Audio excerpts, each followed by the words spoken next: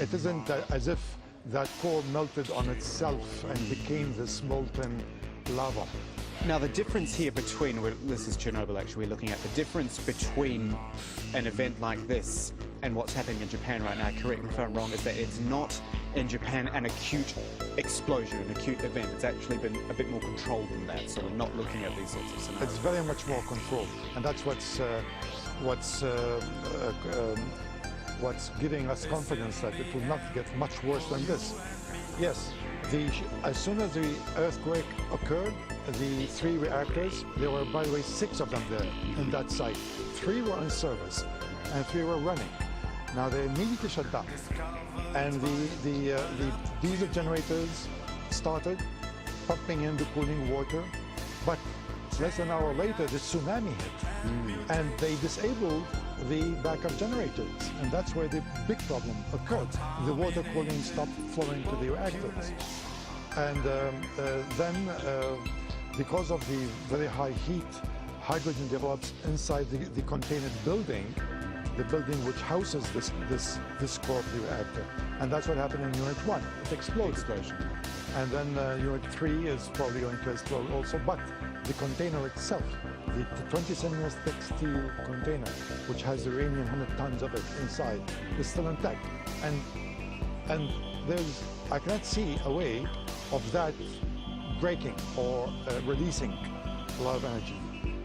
Because they've taken desperate measures of pumping in even seawater with all its salinity, which means that these 2 plants will not function anymore because of corrosion and problems like that. But it's a desperate effort. But it stopped it. It will stop. It will stop. It will not be as worst case scenario as Chernobyl.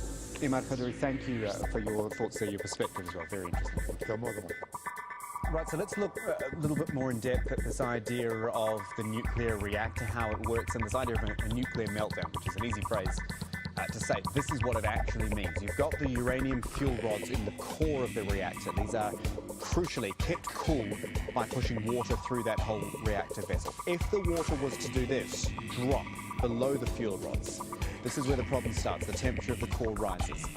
Control rods are then inserted to shut off the nuclear reaction, but the heat's going to keep building because of radioactive decay. If those rods are not then resubmerged into the coolant, if they stay exposed as they are, the core will start to melt through the reactor vessel, and after that, well, the molten nuclear fuel hits the steel containment floor. From then it would take less than 24 hours for the core to melt through its containment structure. That is what we call, scientists I should say, call a total meltdown, and when that happens, radioactive materials could escape with devastating effects. Imad Qadri with me here in the studio, a nuclear scientist to work through some of all of this. I'm conscious of being alarmist because what we've just shown there is the total meltdown scenario, which it doesn't appear to be in Japan. I'm still interested to know, however, what is the scenario of that? If any nuclear reactor got into total meltdown, what actually happens after that?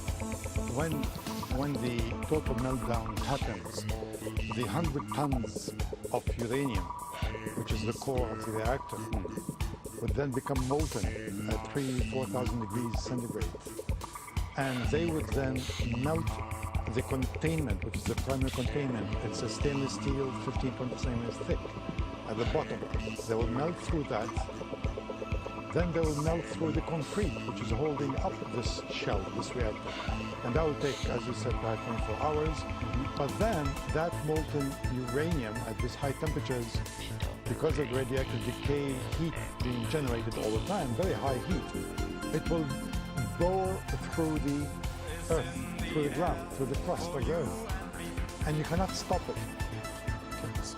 There's 100 tons of molten uranium at 3,000 degrees centigrade, burning its way through the ground.